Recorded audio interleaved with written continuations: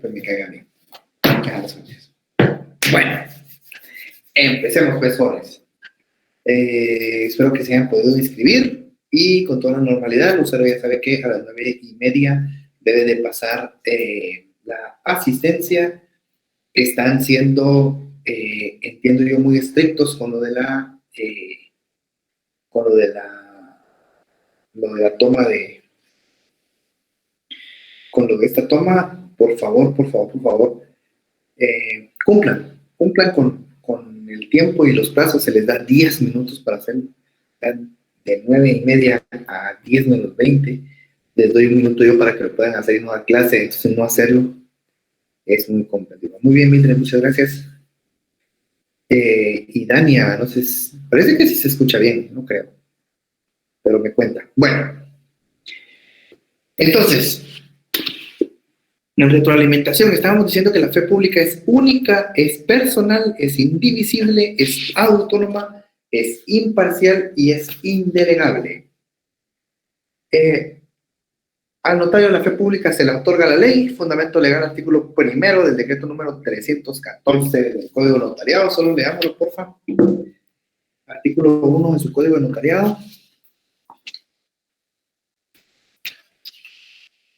El notario tiene fe pública para hacer constar y autorizar actos y contratos en que intervenga por disposición de la ley o a requerimiento de parte. El artículo 1 del Código de Notariado es bien batallador, ¿verdad? Encierra un montón de cosas, pero es muy importante que lo marquemos. Bueno, terminamos la fe pública notarial, jóvenes. ¿Alguna duda de la fe pública o fe pública notarial, administrativa, legislativa o nada? ¿O continuamos con el tema?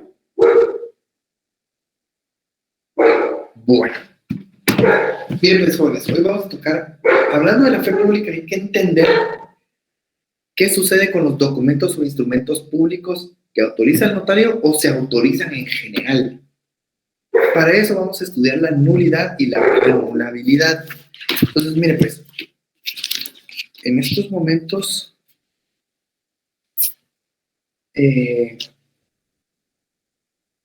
voy a mandarles una foto del cuadro este. Vamos a ver si lo podemos hacer. No les prometo nada. La verdad, bajé a desayunar en lo que... Hoy sí desayuné, jóvenes. Como cosa rara, hoy sí desayuné. Quiero ver... Qué nítido. Mire, pues, voy a ver si les puedo mandar esto por este hermoso vínculo. Si no, lo van a tener que hacer ustedes. Vamos a ver, pues.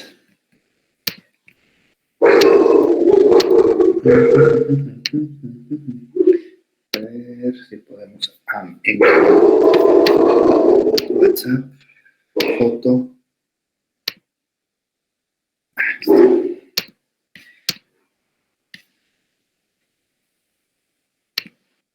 Ya lo descargué. ¿Está habilitado el chat de la sección A? ¿Alguien sabe? Quiero ver. No, Lick, no está activo. Lucero, hágame el favor.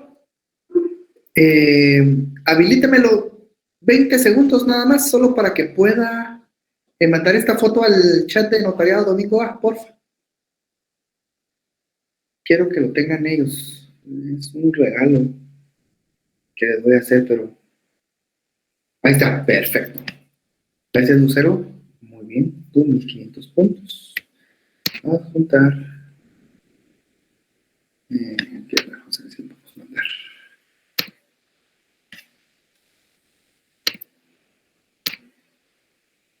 Bueno, lo tienen en el chat. Gracias, Lucero. Regresen otra vez a como estaba, por favor. A que solo administradores puedan. Listo. Mire, pues les acabo de mandar una foto al chat de la sección A, notariado. Es un cuadro. Este cuadro es un cuadro de nulidad absoluta y nulidad relativa. Mire, pues, jóvenes, esto es civil, en toda su esencia. Civil 4 es esto. Civil 3, civil 2 y civil 1. Todo es para acá. Mire, pues. El cuadro que les acabo de enviar habla respecto a la nulidad absoluta y relativa.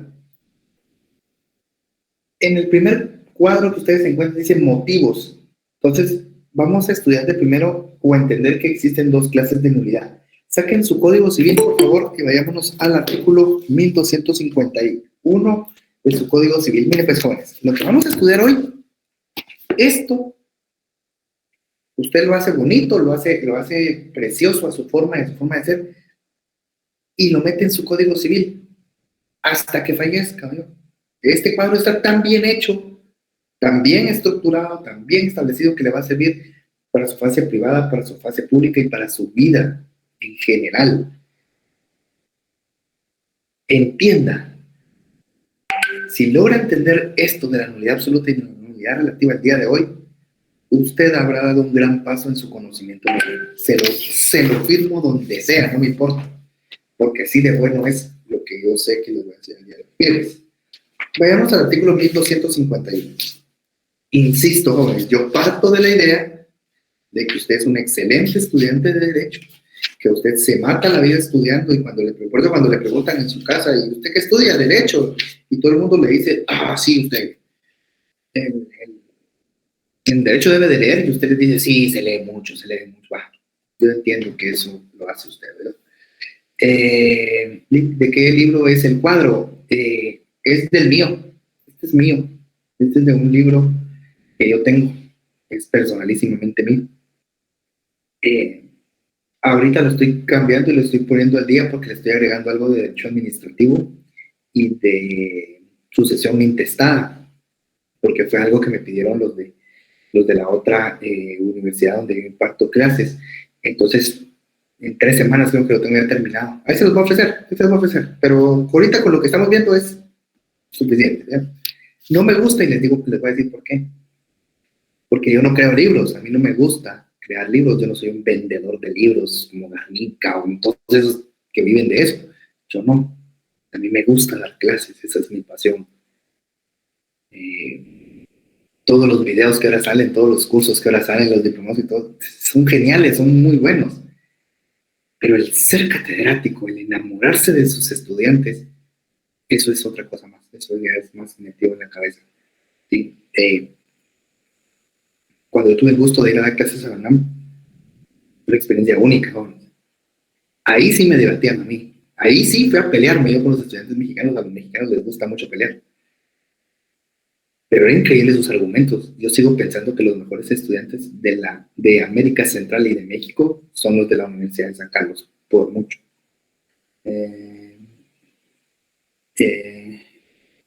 Insisto, creo yo honestamente que el ser catedrático es una vocación.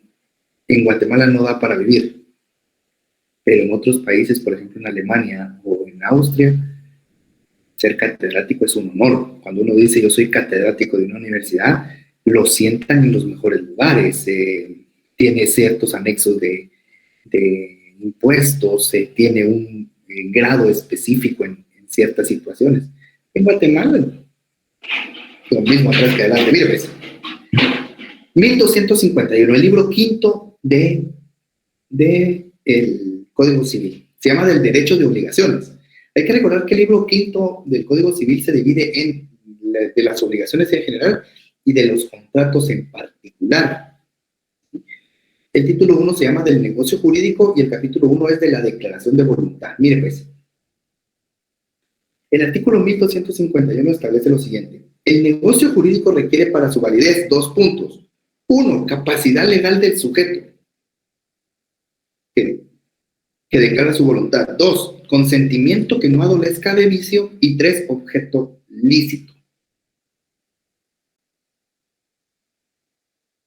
Quiero que vayamos, una vez leído el artículo 1251, quiero que nos vayamos al 1301 de su Código Civil. Aquí habla de la nulidad. Me hace favor usted, y en el capítulo séptimo dice de la nulidad, habla de una llavecita y le coloca a usted absoluta, raya nulo, abajo relativa, guión anulable. Rayita va, guión, absoluta, guión nulo, relativa, guión anulable. ¿Sí? A la nulidad absoluta le vamos a denominar nulo. Cada vez que usted escuche Nulo se refiere a una nulidad absoluta. Cada vez que usted escuche anulable o lea anulable, se refiere a una nulidad relativa. Otra vez, la denominación para la nulidad absoluta es nulo y la denominación para la nulidad relativa es anulable. Donde ustedes lean es nulo de pleno derecho o esto es anulable o salvo que se redarguide de nulidad, se refiere a este tipo de situación. Van para su matate. La denominación de la nulidad absoluta es nulo, la denominación para la nulidad relativa es anulable. ¿Cómo nace la nulidad absoluta? Leamos el artículo 1301. Hay nulidad absoluta en un negocio jurídico cuando su objeto sea contrario al orden público o contrario a leyes prohibitivas y expresas. Y por la ausencia o no concurrencia de los requisitos esenciales para su existencia. Es decir, que los motivos para la nulidad absoluta son que sea contrario al orden público, contrario a las leyes prohibitivas y falta de los requisitos esenciales contenidos en el artículo 1251, es decir, la capacidad legal, el consentimiento que no adolezca de vicios y que el objeto sea lícito. Otra vez, la nulidad absoluta puede ser denominada nula y nace porque el negocio jurídico sea contrario al orden público, contrario a las leyes prohibitivas, contrario a la falta de requisitos esenciales, que son la capacidad legal, consentimiento que no adolezca de vicio y que sea de objeto lícito, contenidos en el 1251 de su Código Civil. ¿Cuáles son los efectos de la nulidad absoluta? Leamos el 1301, segundo párrafo. Los negocios que adolecen de nulidad absoluta no producen efecto. ¿Por qué no van a producir efecto? Porque no nacen a la vida jurídica. Son nulos de pleno derecho. La nulidad absoluta, que también puede ser denominada nulo, que son todos aquellos negocios jurídicos contrarios al orden público, contrarios a las leyes prohibitivas, a la falta de requisitos esenciales contenidas en el artículo 1251 de su Código Civil, no produce ningún efecto jurídico de conformidad con el artículo 1301. Y al no nacer a la vida jurídica, es decir, al ser nulo de pleno derecho, obviamente no puede ser revalidable. Artículo 1301. Los negocios que adolecen de nulidad absoluta no producen efecto ni son revalidables por confirmación. Es decir, aunque yo quisiera que el negocio jurídico nulo de pleno derecho naciera a la vida jurídica, no se puede, porque su defecto es tan grande que hace que no produzca ningún tipo de efecto. Otra vez, la nulidad, existen dos clases de nulidad, una nulidad absoluta y una nulidad relativa. A la nulidad absoluta también se le puede llamar nulo, y existe cuando el negocio jurídico es contrario al orden público, contrario a las leyes prohibitivas y a la falta de requisitos esenciales contemplados en el 1251 de su Código Civil. No produce ningún efecto jurídico porque no nace a la vida jurídica y por lo tanto no es revalidable por confirmación. Fundamento legal 1301 de su Código Civil. ¿Prescribe esto? ¿Qué piensa usted? ¿Prescribe o no prescribe esto? No, licenciado. No va a prescribir. Si no nace a la vida jurídica, es imprescriptible. Lo puede solicitar en cualquier momento la nulidad absoluta. ¿Otra vez? Existen dos clases de nulidad, nulidad absoluta, nulidad relativa. La denominación de la nulidad absoluta es nulo y nace cuando un negocio jurídico sea contrario al orden público, a las leyes prohibitivas, falta de requisitos esenciales contenidos en el 1251 de su Código Civil, no produce ningún efecto jurídico ni es revalidable por confirmación y además de eso no prescribe porque nunca nace a la vida jurídica. ¿Quién puede solicitar la nulidad absoluta? Artículo 1302, la nulidad, ya veo, ahí ya no le puso relativa ni absoluta, la nulidad, pero como ya entendemos a qué se refiere, dice, la nulidad puede ser declarada de oficio por el juez cuando resulte manifiesta, o sea, cuando es demasiado obvio. Puede también ser alegada por los que tengan interés o por la Procuraduría General de la Nación. ¿Quién lo solicita entonces? Declarada de oficio por el juez, cuando resulte manifiesta. Y por cualquier persona que tenga interés o por la Procuraduría General de la Nación. En resumidas cuentas, la nulidad absoluta, también denominada nula, procede en un negocio jurídico cuando su objeto es contrario al orden público, a las leyes prohibitivas o a la falta de requisitos esenciales, la cual no produce efecto, es alegada por la parte interesada, por la Procuraduría General de la Nación o declarada de oficio por el juez, no es revalidable y no prescribe porque no nace a la vida jurídica. ¿Es difícil lo que estoy enseñando? No solo no es difícil, es tan sencillo. Ahora vayamos a la nulidad relativa. Miren, pues, sigamos el mismo sistema que utilizamos con la nulidad absoluta. La nulidad relativa también se le denomina anulable. Y esta nace cuando el negocio jurídico se da por incapacidad relativa de las partes o de una de ellas y por vicios del consentimiento. Fundamento legal, artículo 1303 de su Código Civil. Lo leo. El negocio jurídico es anulable por incapacidad relativa de las partes o de una de ellas y por vicios del consentimiento. Leamos el artículo 1310. La nulidad que se funde en vicios del consentimiento, es decir, establecida en el 1303, del consentimiento de las partes o de una de ellas, solamente se podrá intentar por la parte cuyo consentimiento esté viciado o por quien resultare directamente perjudicado.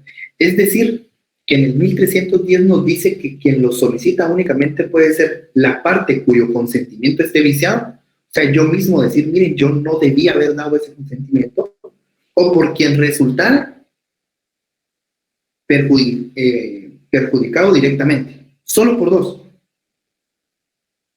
En la nulidad absoluta, hasta lo puede solicitar la Procuraduría General de la Nación. ¿Por qué? Porque lo que es nulo de pleno derecho es contrario a la ley. Mientras que en la nulidad relativa existe un vicio en el momento de dar el consentimiento. Ahora bien, leamos el 1309, un artículo para atrás.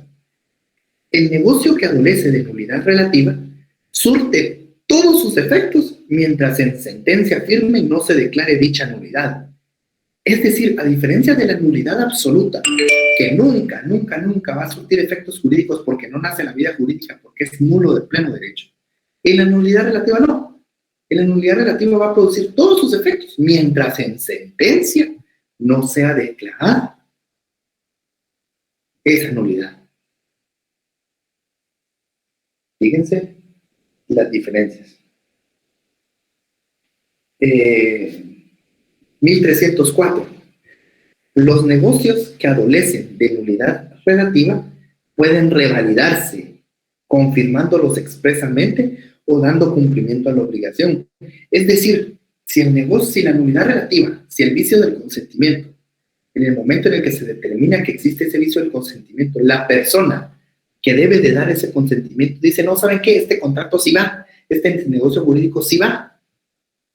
Entonces, surte todos sus efectos jurídicos. Se revalida lo que se manifestó en el contrato, aunque tenga un vicio del consentimiento, porque sí nace en la vida jurídica. 1312. El derecho de pedir la nulidad relativa dura 2 años, contados desde el día en que se contrajo la obligación, salvo los casos en que la ley fije término distinto, plazo distinto.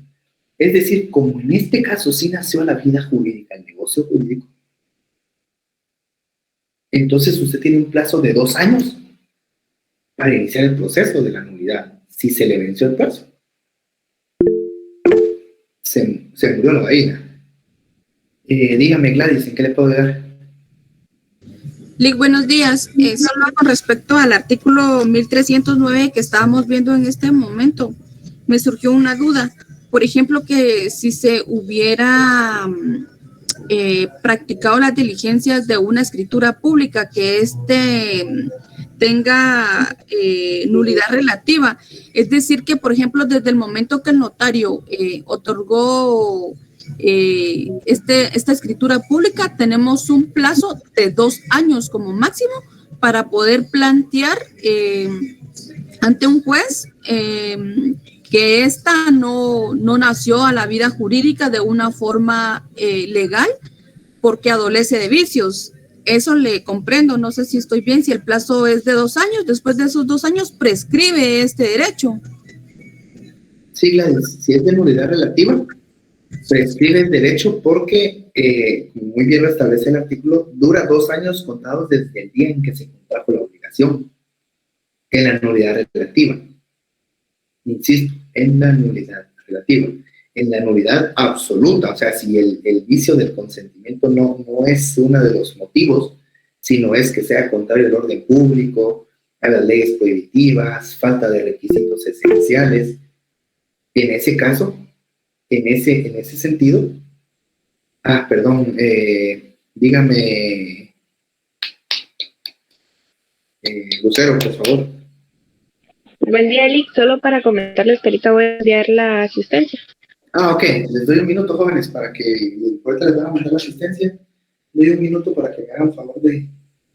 Ahorita se la acaban de mandar. Entonces, a partir de este momento, corre un minuto para que usted vaya a llenar su asistencia, por favor.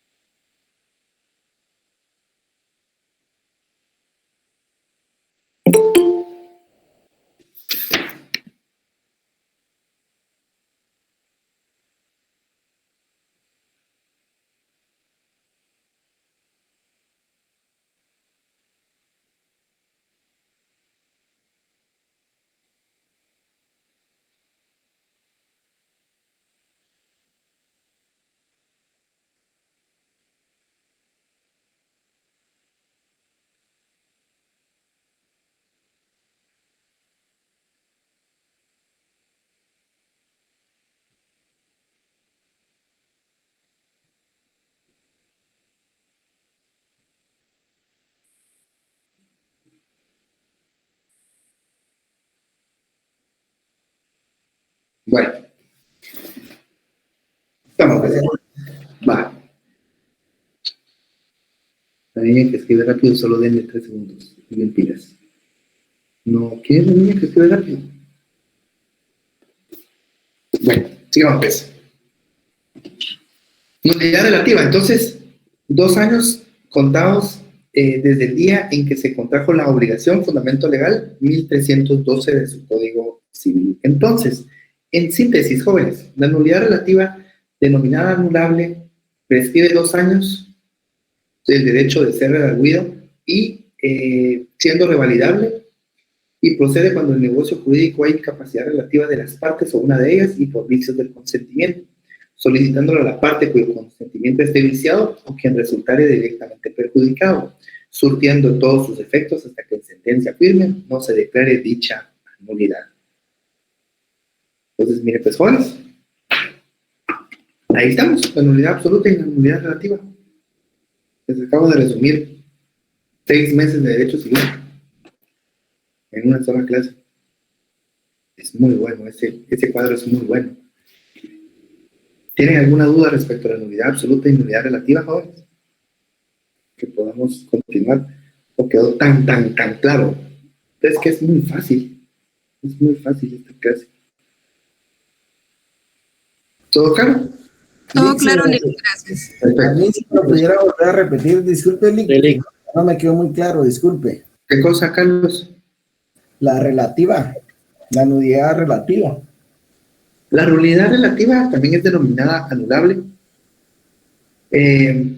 Surge cuando hay incapacidad relativa de las partes o de una de ellas en el negocio jurídico o existen vicios del consentimiento, regulada en el artículo 1303 del Código Civil. Surge todos sus efectos mientras en sentencia firme no se declare dicha nulidad. Tienen derecho a solicitar la nulidad relativa a la parte cuyo consentimiento esté viciado o quien resultare directamente perjudicado. Prescribe a los 2 años contados desde el día en que se contrajo la obligación y es revalidable por confirmación expresada o dando cumplimiento a la obligación de la misma. Es nulidad relativa. Gracias, Lick, muy amable. Mire, jóvenes, ¿por qué miramos nosotros la nulidad absoluta y la nulidad relativa acá con la fe pública? Es por aquella famosa situación de todo documento surge sus efectos jurídicos hasta que no sea redarguida de nulidad. ¿Qué es redarguir de nulidad? Es precisamente iniciar el proceso para declarar nulo un documento. Yo no puedo venir y decir que un documento notarial es falso, es mentiroso o no contiene vicios del consentimiento o cualquier cosa, si no lo puedo probar. Y se tiene que iniciar todo un proceso civil para decir que un documento efectuado por un notario no tiene validez. No solo, no basta la palabra de una persona para decir, no, fíjese que no, yo nunca firmé eso, ¿no? Es importante hacerle ver a los estudiantes de derecho, como son ustedes, que los documentos que usted autoriza como notario no son hojas cualquiera. Mire, yo siempre pongo de ejemplo el matrimonio. ¿Y por qué? Porque no se vale decir, yo no sabía lo que estaban firmando, a mí me obligaron a casarme. Eso no existe. Eso no existe. Son mitos creados por la historia. Insisto, cuando usted hace un documento legal, tiene que entender esta parte de la nulidad relativa y la nulidad absoluta. El notario es un todo en el derecho. Es tan importante la labor del notario que, insisto, se deben de hacer juicios y hay una parte del derecho civil que redarguya de nulidad todo. ¿Por qué yo les enseño esto con la fe pública? Para que entiendan la responsabilidad que pesa sobre ustedes. Miren, cuando se crearon las clínicas, la idea original era hacerle ver al estudiante la parte práctica de ciertas materias, quitándoles algunos casos. Esa era la idea original de las clínicas. Yo sigo pensando de que el alumno debe de llevar casos porque se vuelve abogado en la calle y se vuelve notario en la oficina. Es mi pensamiento, el pensamiento de Gonzalo Madrid Pérez, y no hablo por nadie más que por Gonzalo Madrid Pérez, porque no es reclamo y no tengo ganas de tenerlos. Se les hace ver la parte práctica en derecho notarial porque es lo que más importa en la vida. Su responsabilidad, entender para qué diantres se hace notario, para qué se metió una carrera que no le gusta. Aprenda a amar lo que hace. El que ama lo que hace no trabaja. Disfruta, yo disfruto mi profesión. Si usted cree que para mí levantarme a las 7 de la mañana un domingo, yo me baño, yo me cambio, yo me cepillo pensando que usted me va a ver a mí. Medio me intento poner bonito, porque por lo menos mire algo agradable. Si usted cree que eso es trabajo, para mí, nada que ver. El asunto es que si a usted le pesa levantarse a las 7:30 de la mañana porque la que pereza, entonces yo no estoy logrando mi cometido. Mi cometido es que usted a las 8:10 diga, hoy tengo clase con el hijo de David, hoy voy a aprender alguna salvajada nueva. Y esa salvajada nueva es un regalo. Es un regalo. Bueno, vamos a la parte práctica de su... Miren, la semana pasada nos quedamos con ustedes en los documentos que se protocolizan. Dice, Lick, pero para violencia es de 1 año, artículo 1310, o estoy equivocado totalmente, Eric. Por eso en el artículo 1312 dice, salvo plazos que establezca la ley. El 1310 es un buen ejemplo de lo que usted ha manifestado. Muy bien, Eric. 1300, no importa cuál sea, Eric, es un plazo distinto.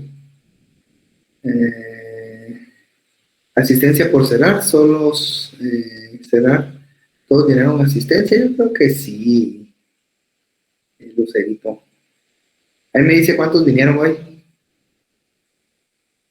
Muy bien, entonces miren pues, se los voy a volver a dar porque la semana pasada no terminamos de ver los documentos que se protocolizan. Se los doy rápidamente. Actas de matrimonio, artículo 101 de su Código Civil.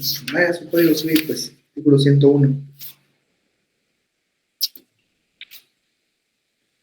Establece, segundo párrafo, los notarios harán constar el matrimonio en acta notarial que deberá ser protocolizada. ¿Bien? Artículo 101.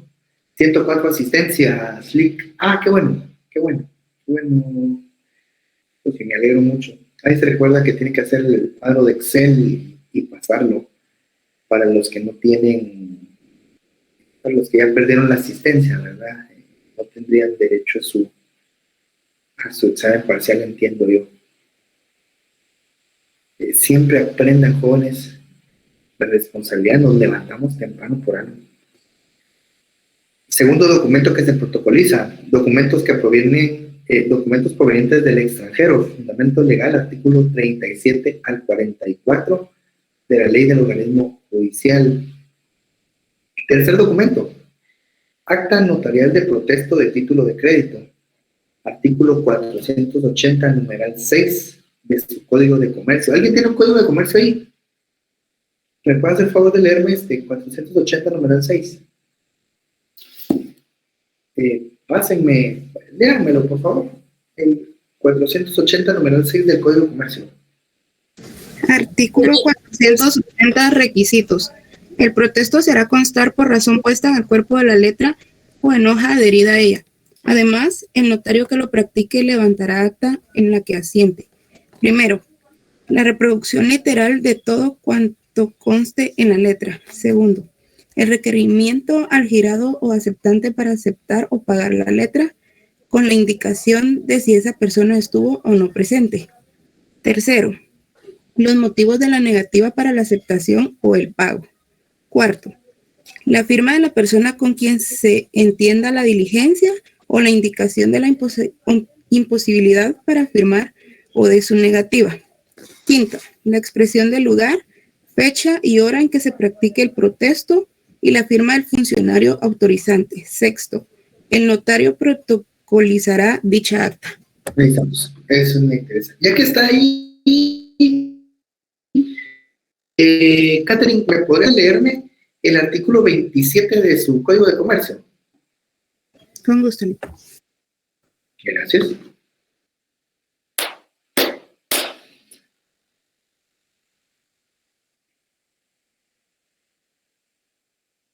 ¿27, verdad? Sí, por favor. Aportaciones no dinerarias. Los bienes que no consistan en dinero aportados por los socios pasan al dominio de la sociedad sin necesidad de tradición y se detallarán y justipreciarán en la escritura constitutiva o en el inventario previamente aceptado por los socios, el que deberá protocolizarse. Artículo 27 es el cuarto documento que se debe protocolizar. El acta notarial de inventario de aportaciones no dinerarias, las cuales se justiprecian, dice la ley. La justipreciación es el valor que le dan a ese bien inmueble, a ese bien no dinerario. Normalmente tiende a ser un bien inmueble. Oye, Claudia, leímos el artículo 27 del Código de Comercio de Guatemala. Y por último, ¿alguien tiene su ley de colegiación profesional por ahí? Que me haga favor de leer el artículo 4.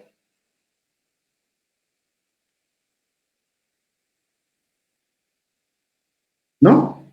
Va, si yo lo encuentro antes que ustedes. Dígame, Catherine, acaba de salvar a sus alumnos. Artículo 4, Constitución y registro. Para que un colegio profesional se constituya, se requiere a. La asociación de por lo menos 500 graduados de la misma o similar disciplina o profesión en el grado de licenciatura. Egresados de cualesquiera de las universidades del país que así lo convengan, debiendo como único requisito constituirse en acta notarial que deberá protocolizarse, donde se efectuará la designación. La constitución de un colegio profesional se hace en acta notarial y debe ser protocolizada. ¿Vieron? Ese es el último documento de protocolización que yo les voy a dar a entender. Disculpen ustedes, pero ahí está, ya la puse a cargar. Bueno, eso fue lo que vimos la semana pasada. La semana pasada lo vimos muy rápido. Pero esta semana vamos a ver otra situación que ustedes... bueno, pero hoy empezamos tarde con ustedes. Entonces, quiero ver...